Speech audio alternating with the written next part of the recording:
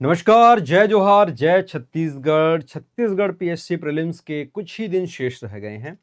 Paper 22 फरवरी को आप सभी को पता है। इसमें कोई डेट आगे बढ़ने की भी कोई संभावना नहीं है। आगे बढ़ भी जाता है तो नुकसान आपका होगा, क्योंकि मेंस के लिए बहुत कम दिन शेष रहेंगे। तो आप यही दुआ करें कि भैया 22 तारीख को पेपर हो जाए और 22 के हिसाब से आप अपनी रणनीति सेट कर लीजिए। देखिए, ये जो वीडियो है उन विद्यार्थियों के लिए जिन्होंने लगभग 80% तक अपनी पढ़ाई करी है। मैं ये नहीं बोल रहा हूँ कि उनको सारी चीजें याद हैं। मैंने बोला कि एक बार उन्होंने गो थ्रू किया है, उनको विषय की समझ है। विषयों में भी अगर हम बात करते तो आप सभी को पता है कि इसको आप मेनली लीजिएगा जीएस वाला सेक्शन, जिसमें इंडिया और आपका सीजी। ठीक, सी सेट भी महत्वपूर्ण है, लेकिन महत्वपूर्ण उनके लिए है जिनसे बिल्कुल भी नहीं बनता या बहुत ज्यादा डरते हैं। बहुत ज्यादा कहने का तात्पर्य यह है जैसे कि मैथ्स, रीजनिंग, हिंदी भाषा और सीजी भाषा। चलिए मैं इसी को पहले थोड़ा सा निपटा लेता हूं। कारण ये है क्योंकि ये भैया क्वालिफाइंग नेचर का है। यदि आप जनरल कैटेगरी के स्टूडेंट हैं तो 33%, अर्थात 100 में अगर आप 33 क्वेश्चन सही हैं तो आप पार हैं। हालांकि ऐसा संभावना कम होता है कि पूरे 33 बनाए 33 सही हो, तो आप भाई 40 से 45 अटेम्प्ट लीजिए और श्योर रहें कि आपके वो सारे क्वेश्चन सही हो रहे हैं। थोड़ा बहुत इधर उधर गलत हुआ, आयोग ने गलत आंसर लिया, तो भी आप कहीं ना कहीं 33 में जाके सीमित हो जाएंगे। तो ये आप अपनी स्ट्रेटेजी बना के रखें कि मुझे 45 के आसपास समथिंग अटेम्प्ट करने हैं।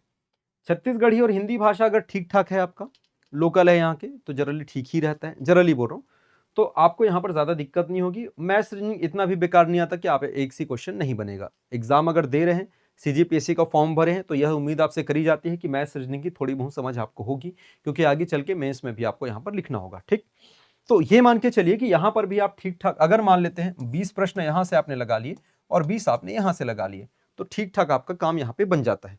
इसलिए इसको ज्यादा टेंशन नहीं लेना है। टेंशन वही लीजिएगा जिनमें ये चारों के चारों वीकनेस है। मतलब ना मैथ्स बनते हैं उनसे, ना रीजनिंग बनते हैं, ना हिंदी बनता है, ना सीजी बनता है। तब आपके लिए टेंशन है, तब आपको इधर के बजाय फोकस आपको इधर करना पड़ेगा।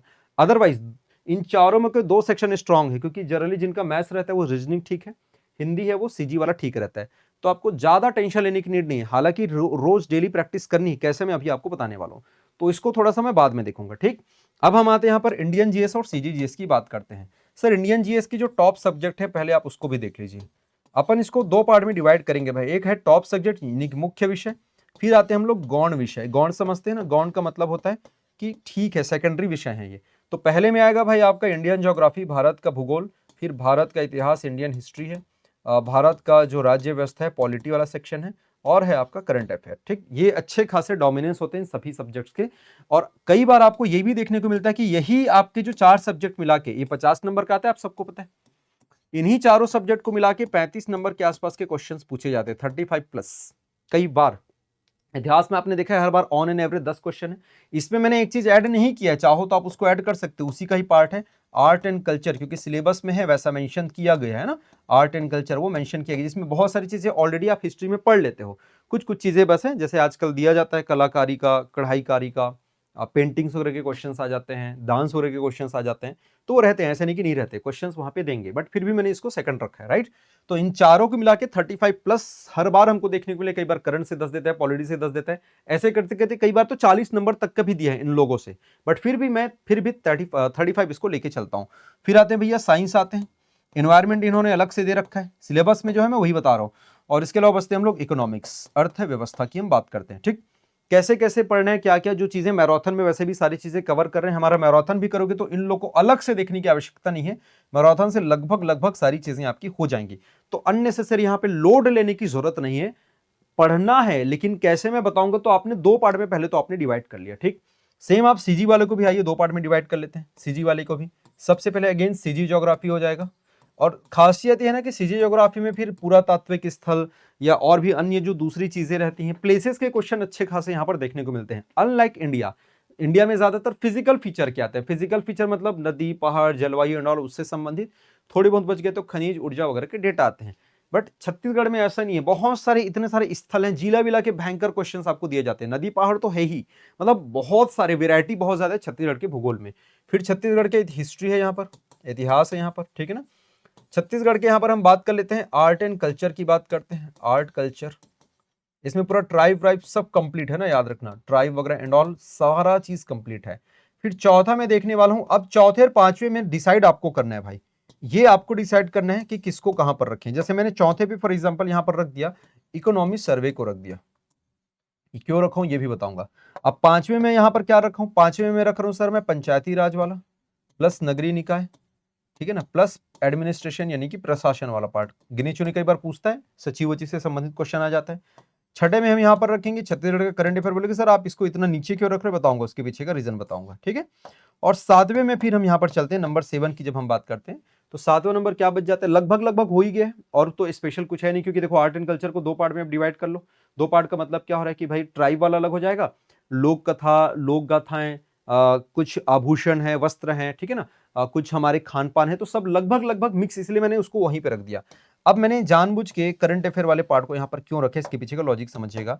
क्योंकि करंट अफेयर की बहुत सारी चीजें ऑलरेडी आपके इकोनॉमी सर्वे में समाहित कर ली जाती हैं।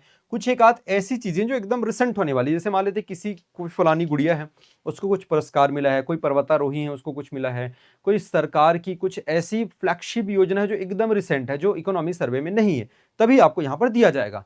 मेरा ये कहने का मतलब नहीं है कि आप इसको नहीं पढ़ना है, मेरा ये कहने का मतलब है कि आपको टॉप 4 सब्जेक्ट दोनों जगह से चूज करने हैं, ताकि 80% वाला क्राइटेरिया यहां पे फिट हो। क्योंकि मैं लास्ट 20 डेज की बात कर रहा हूं, ना कि मैं पूरे ईयर की बात करूं। पूरे ईयर में करना है तो भैया तुमको एक एक चीज पढ़ना है।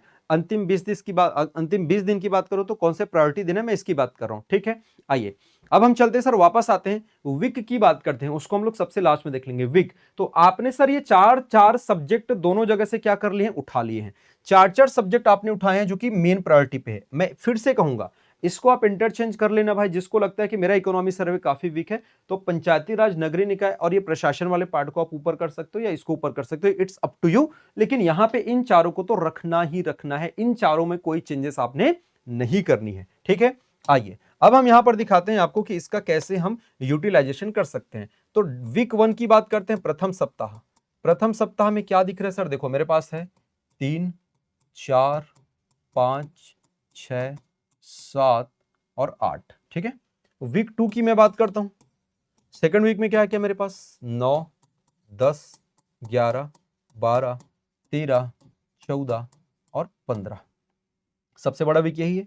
और वीक 3 की बात करता हूं, तीसरे सप्ताह की बात, 16, 17, 18, 19, 20 और 21, ठीक।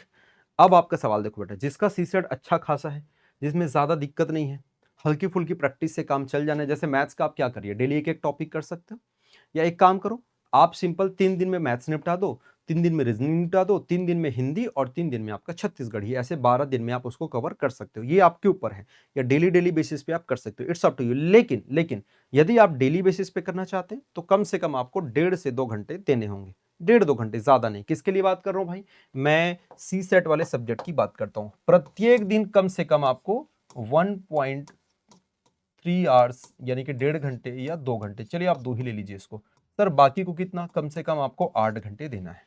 मतलब न्यूनतम 10 घंटे की पढ़ाई आपको चाहिए।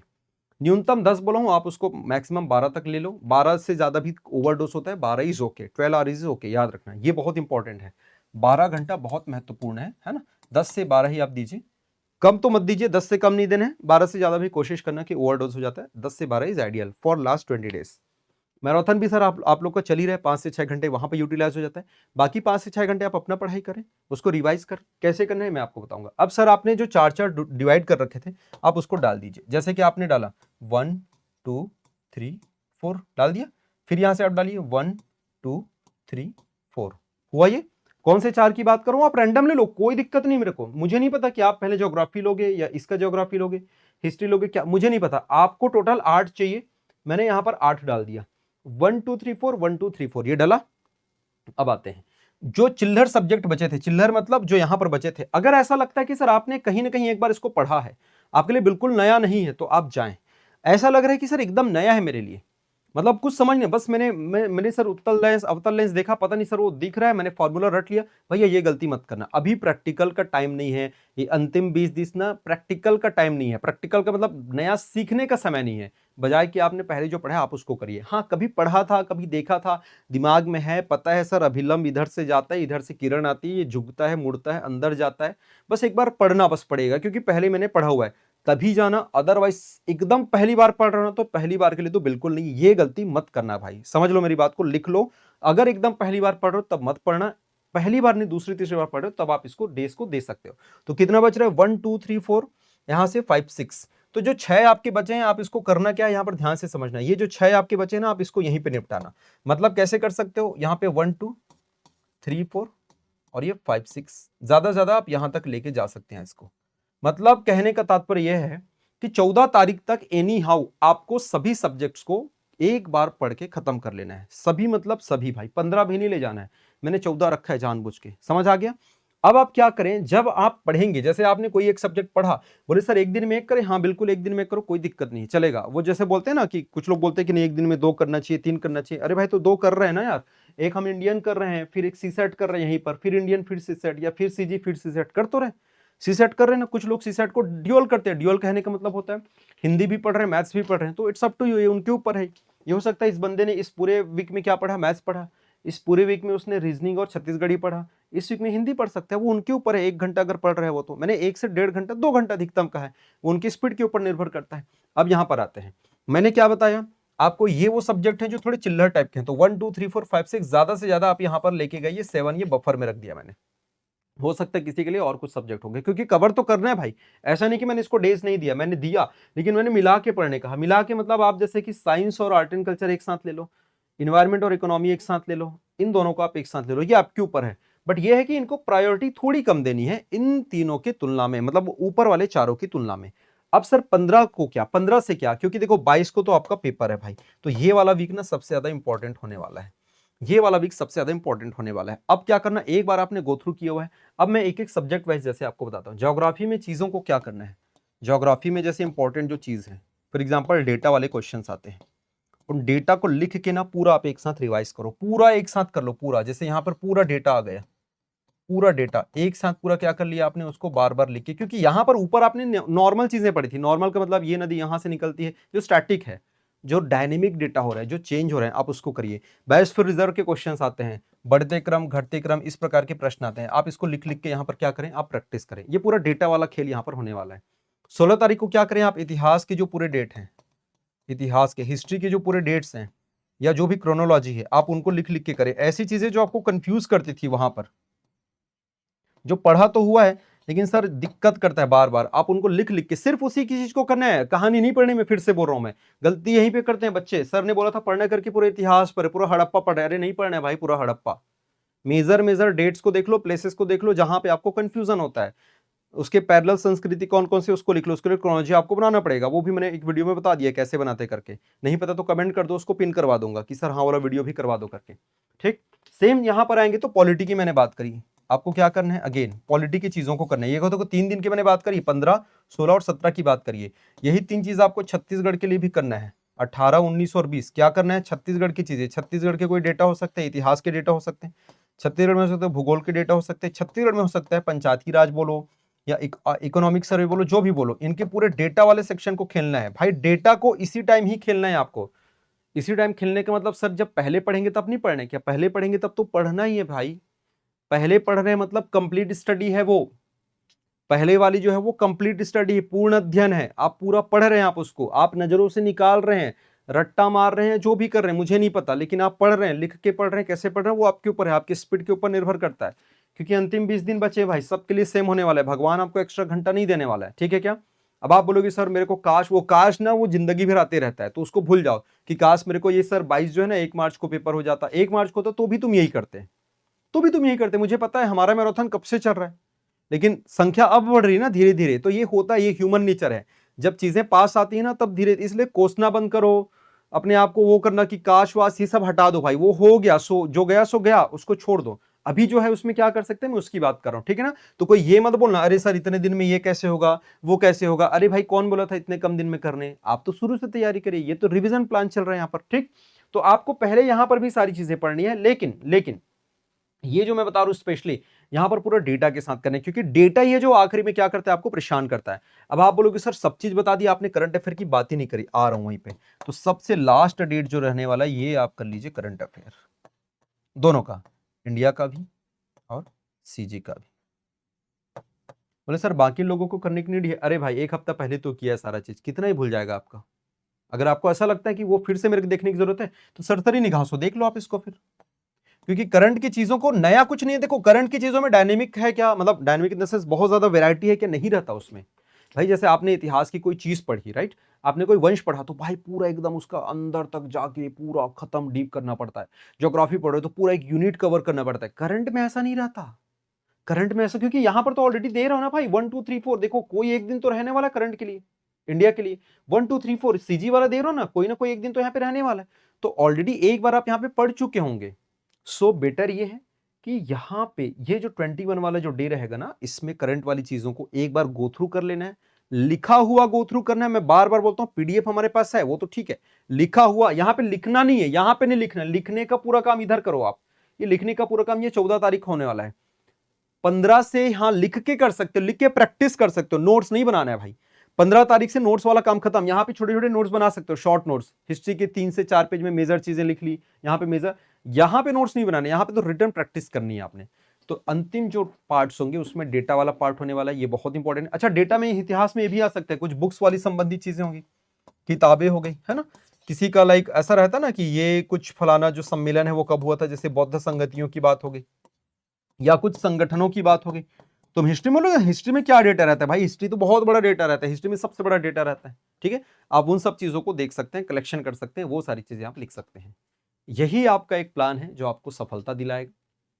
इसमें कुछ और चीजें जो आप एड ऑन कर सकते हो वो ये है, जैसे मैंने सब्जेक्ट्स यहां पर मैंने बात करी, आप इन सब्जेक्ट को आगे पीछे, किसी को ऊपर नीचे, आपको जो मर्जी भाई, हो सकता है इनमें से कोई ऐसा बंदा होगा जिसका ये नीचे का सभी पार्ट बहुत स्ट्रांग होगा, इधर का एक आध नहीं, तो वैसा कर लो आप, इधर के एक आध पार्ट को छोड़ लो, कोई दिक्कत नहीं, किसी एक को आप छोड़ दो जिसमें बिल्कुल आपकी महारत नहीं, बशर्ते कि इन सभी पार्ट में आपको महारत होनी चाहिए।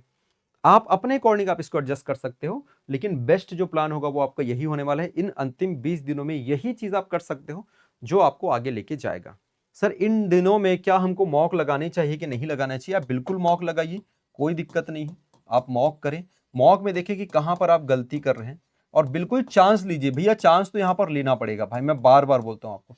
मॉक में ना ये कभी मत सोचना कि सर मेरा निगेटिव आ गया, अरे सोचने नहीं है भाई, आपने चांस लिया है। आप देखो जबरदस्ती, जैसे मुझे एक चीज बताओ, मॉक में जिन लोग बिल्कुल छोड़ देते हैं क्वेश्चन को, भाई क्यों छोड़ना, मुझे एक चीज बताओ, क्यों छोड़ना आपको?